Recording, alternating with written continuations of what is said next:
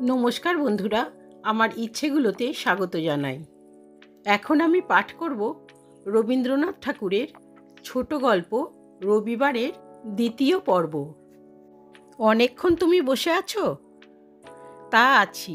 বসে বসে সাইকোলজির একটা দুঃসাধ্য প্রবলেম মনে মনে নাড়াচাড়া করছি যে তুমি পড়াশোনা করেছো, আর বাইরে থেকে দেখে মনে হয় বুদ্ধিশুদ্ধিও কিছু আছে। তবু ভগবানকে বিশ্বাস করো কি করে? এখনও সমাধান করতে পারিনি।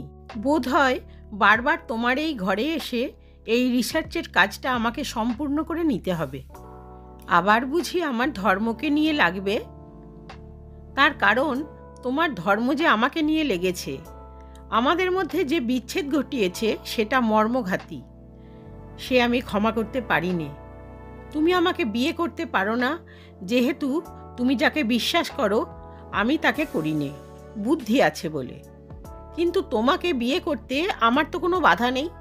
তুমি অবুঝের মতো সত্য মিথ্যে যাই বিশ্বাস করো না কেন, তুমি তো নাস্তিকের জাত মারতে পারো না। আমার ধর্মের শ্রেষ্ঠতা এইখানেই। সব দেবতার চেয়ে তুমি আমার কাছে প্রত্যক্ষ সত্য, এ কথা ভুলিয়ে দেবার জন্যে একটি দেবতাও নেই আমার সামনে। বিভা চুপ করে বসে রইল।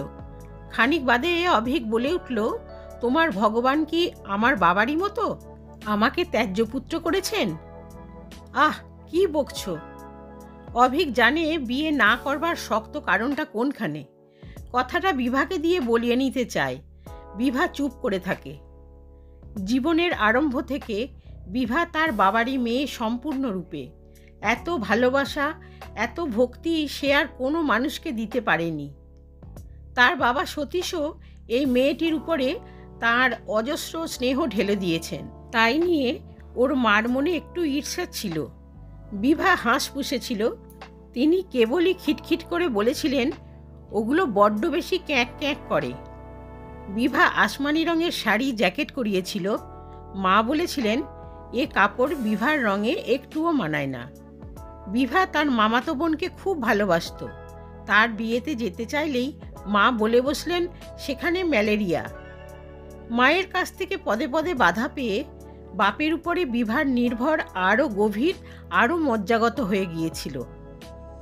মার মৃত্যু হয় প্রথমেই। তারপরে ওর বাপের সেবা অনেক দিন পর্যন্ত ছিল বিভার জীবনের একমাত্র ব্রত। এই স্নেহশীল বাপের সমস্ত ইচ্ছাকে সে নিজের ইচ্ছা করে নিয়েছে। সতীশ তার বিষয় সম্পত্তি দিয়ে গেছেন মেয়েকে, কিন্তু ট্রাস্টির হাতে। নিয়মিত মাসোহারা বরাদ্দ ছিল।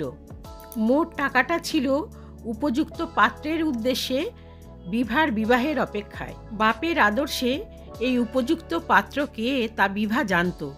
অন্তত অনুপযুক্ত যে কে তাতে কোনো সন্দেহ ছিল না। একদিন অভিক এই কথা তুলেছিল। বলেছিল, যাকে তুমি কষ্ট দিতে চাও না তিনি তো নেই, আর কষ্ট যাকে নিষ্ঠুরভাবে বাজে সেই লোকটাই তো বেঁচে। হাওয়ায় তুমি ছুরি মারতে ব্যথা পাও, আর দরদ নেই এই রক্তমাংসের বুকের পরে। শুনে বিভা কাঁদতে কাঁদতে চলে গেল। অভিক বুঝেছিল ভগবানকে নিয়ে তর্ক চলতে পারে, কিন্তু বাবাকে নিয়ে নয়। বেলা প্রায় 10টা। বিভার ভাইজি সুস্মি এসে বললে, পিসিমা, বেলা হয়েছে। বিভা তার হাতে চাবির গোছা ফেলে দিয়ে বললে, তুই ভাঁড়ার বের করে দে, আমি এখনই যাচ্ছি। বেকারদের কাজের বাঁধা সীমা না থাকাতেই কাজ বেড়ে যায়। বিভার সংসারও সেই রকম। সংসারের দায়িত্ব আত্মীয় পক্ষে হালকা ছিল বলেই অনাত্মীয় পক্ষে হয়েছে বহু বিস্তৃত। এই ওর আপন গড়া সংসারের কাজ নিজের হাতে করাই ওর অভ্যাস। চাকর বাকর পাছে কাউকে অবজ্ঞা করে। অভিক বললে, অন্যায় হবে তোমার এখনই যাওয়া। কেবল আমার পরে নয়, সুস্মির পরেও। ওকে স্বাধীন কর্তৃত্বের সময় দাও না কেন? ডোমিনিয়ন ট্রাস্ট, অন্তত আজকের মতো। তাছাড়া আমি তোমাকে নিয়ে একটা পরীক্ষা করতে চাই। কখনো আমি তোমাকে কাজের কথা বলিনি, আজ বলে দেখো, নতুন অভিজ্ঞতা হবে। বিভা বললে, তাই হোক, বাকি থাকে কেন? পকেট থেকে অভিক চামড়ার কেস বের করে খুলে দেখালে একটা কবজি ঘড়ি। ঘড়িটা প্ল্যাটিনামের, সোনার মণিবন্ধ, হীরের টুকরোর ছিট দেওয়া। বললে, তোমাকে বেচতে চাই। অবাক করেছ? বেচবে? হ্যাঁ, বেচব। আশ্চর্য হও কেন? বিভা মুহূর্তকাল স্তব্ধ থেকে বলল, এই ঘড়ি যে মনীষা তোমাকে জন্মদিনে দিয়েছিল, মনে হচ্ছে তার বুকের ব্যথা এখনো ওর মধ্যে ধুকপুক করছে। জানো সে কত দুঃখ পেয়েছিল, কত নিন্দেশ হয়েছিল, আর কত দুঃসাধ্য অপব্যয় করেছিল উপহারটাকে তোমার উপযুক্ত করবার জন্যে। অভিক বললে, এ ঘড়ি সেই তো দিয়েছিল, কে দিয়েছে শেষ পর্যন্ত জানাতেই দেয়নি। কিন্তু আমি তো পৌত্তলিক নই যে বুকের মধ্যে এই জিনিসটার বেদি বাঁধিয়ে মনের মধ্যে দিন রাত 7 ঘন্টা বাজাতে থাকবো। আশ্চর্য করেছ তুমি। এই কমাস হলো সে টাইফয়েডে, এখন সে তো সুখ দুঃখের অতীত। শেষ মুহূর্ত পর্যন্ত সে এই বিশ্বাস নিয়ে মরেছিল যে তুমি তাকে ভালোবাসতে। ভুল বিশ্বাস করেনি। তবে তবে আমার কি? সে নেই, কিন্তু তার ভালোবাসার দান আজও যদি আমাকে ফল দেয়, তার চেয়ে আর কি হতে পারে ভালো? বিভার মুখে অত্যন্ত একটা পীড়ার লক্ষণ দেখা দিল। একটুক্ষণ চুপ করে থেকে বললে, এত দেশ থাকতে আমার কাছে বেচতে এলে কেন? কেননা জানি তুমি দর কষাকষি করবে না। তার মানে কলকাতার বাজারে আমিই কেবল ঠকবার জন্য তৈরি হয়ে আছি? তার মানে ভালোবাসা খুশি হয়ে ঠকে। এমন মানুষের পরে রাগ করা শক্ত। জোরের সঙ্গে বুক ফুলিয়ে ছেলে মানুষই। কিছুতে যে লজ্জার কারণ আছে তা যেন ও জানেই না। এই ওর অকৃত্রিম অবিবেক।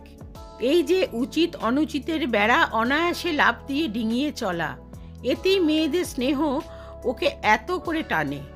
ভৎসনা করবার জোর পায় না। কর্তব্যবোধকে যারা অত্যন্ত সামলে চলে, মেয়েরা তাদের পায়ের ধুলো নেয়। আর যেসব দুর্দাম দুরন্তের কোনো বালাই নেই ন্যায় অন্যায়ের, মেয়েরা তাদের বাহুবন্ধনে বাঁধে। ডেস্কের ব্লটিং কাগজটার উপর খানিকক্ষণ নীল পেন্সিলের দাগ কাটাকাটি করে শেষকালে বিভা বললে, আচ্ছা, যদি আমার হাতে টাকা থাকে তবে অমনি তোমাকে দেব, কিন্তু তোমার ওই ঘড়ি আমি কিছুতেই কিনব না। উত্তেজিত কণ্ঠে অভিক বললে, ভিক্ষা? তোমার সমান ধনী যদি হতুম তাহলে তোমার দান নিতুম উপহার বলে, দিতুম প্রত্যুপহার সমান দামের। আচ্ছা, পুরুষের কর্তব্য আমিই বরঞ্চ করছি। এই নাও এই ঘড়ি, 1 পয়সাও নেব না।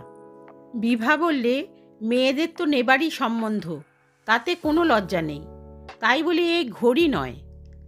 আচ্ছা শুনি, কেন তুমি ওটা বিক্রি করছো? তবে শোনো, তুমি তো জানো আমার অত্যন্ত বেহায়া একটা ফোর্ড গাড়ি আছে। সেটার চালচলনে ঢিলেমি অসহ্য।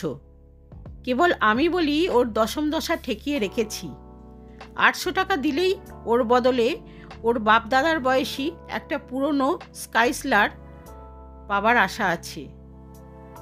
তাকে নতুন করে তুলতে পারবো আমার নিজের হাতের গুণে। কি হবে ক্রাইসলারের গাড়িতে? বিয়ে করতে যাব না? এমন ভদ্র কাজ তুমি করবে? এ সম্ভব নয়। ধরেছ ঠিক। তাহলে প্রথমে তোমাকে জিজ্ঞাসা করি, শিলাকে দেখেছ? কুলদা মিত্তিরের মেয়ে। দেখেছি, তোমারই পাশে যখন তখন যেখানে সেখানে। আমার পাশেই ও বুক ফুলিয়ে জায়গা করে নিয়েছে, আরও 5 জনকে ঠেকিয়ে। ও যে প্রগতিশীল, ভদ্র সম্প্রদায়ের পীরে চমকে যাবে, এইটাতেই ওর আনন্দ। শুধু কি তাই, মেয়ে সম্প্রদায়ের বুকে শেল বিঁধবে, তাতেও আনন্দ কম নয়। আমারও মনে ছিল ওই কথাটা, তোমার মুখে শোনালে ভালো। আচ্ছা, মন খুলে বলো, ওই মেয়েটির সৌন্দর্য কি অন্যায় রকমের নয়, যাকে বলা যেতে পারে বিধাতার বাড়াবাড়ি? সুন্দরী মেয়ের বেলাতেই বিধাতাকে মানো বুঝি? নিন্দে করবার দরকার হলে যেমন করে হোক একটা প্রতিপক্ষ খাড়া করতে হয়। দুঃখের দিনে যখন অভিমান করবার তাগিদ পড়েছিল, তখন রামপ্রসাদ মাকে খাড়া করে বলেছিলেন, তোমাকে মা বলে আর ডাকবো না। এতদিন ডেকে যা ফল হয়েছিল, না ডেকেও ফল তার চেয়ে বেশি হবে না। মাঝের থেকে নিন্দে করবার ঝাঁঝটা ভক্ত মিটিয়ে নিলেন। আমিও নিন্দে করবার বেলায় বিধাতার নাম নিয়েছি। নিন্দে কিসের? বলছি, শিলাকে আমার গাড়িতে নিয়ে যাচ্ছিলুম ফুটবলের মাঠ থেকে খড়খড় শব্দ করতে করতে। পিছনে পদাতিকের নাসারন্ধ্রে ধোঁয়া ছেড়ে দিয়ে। এমন সময় পাকরাশি গিন্নি ওকে জানো তো, লম্বা গজের অত্যুক্তিতেও ওকে চলনসই বলতে গেলে বিষম খেতে হয়। সে আসছিল কোথা থেকে তার নতুন একটা ফায়াট গাড়িতে। হাত তুলে আমাদের গাড়িটা থামিয়ে দিয়ে পথের মধ্যে খানিকক্ষণ হাঁ ভাই ও ভাই করে নিলে, আর ক্ষণে ক্ষণে আড়ে আড়ে তাকাতে লাগলো আমার রং চটে যাওয়া গাড়ির হুড আর জরাজীর্ণ পাদানটার দিকে। তোমাদের ভগবান যদি সাম্যবাদী হতেন তাহলে মেয়েদের চেহারায় এত বেশি উঁচু নিচু ঘটিয়ে রাস্তায় ঘটে এরকম মনের আগুন জ্বালিয়ে দিতেন না। তাই বুঝি তুমি? হ্যাঁ, তাই ঠিক করেছি যত শিগগির পারি শিলাকে ক্রাইসলারের গাড়িতে চড়িয়ে পাকরাশি গিন্নির নাকের সামনে দিয়ে শিঙা বাজিয়ে চলে যাব। আচ্ছা, একটা কথা জিজ্ঞাসা করি, সত্যি করে বলো, তোমার মনে একটুও খোঁচা কি? আমাকে এর মধ্যে টানো কেন? বিধাতা আমার রূপ নিয়ে তো খুব বেশি বাড়াবাড়ি করেননি, আর আমার গাড়িখানাও তোমার গাড়িখানার উপরে টেক্কা দেবার যোগ্য নয়। অভিক তাড়াতাড়ি চৌকি থেকে উঠে মেঝের উপর বিভার পায়ের কাছে বসে তার হাত চেপে ধরে বললে, কার সঙ্গে কার তুলনা?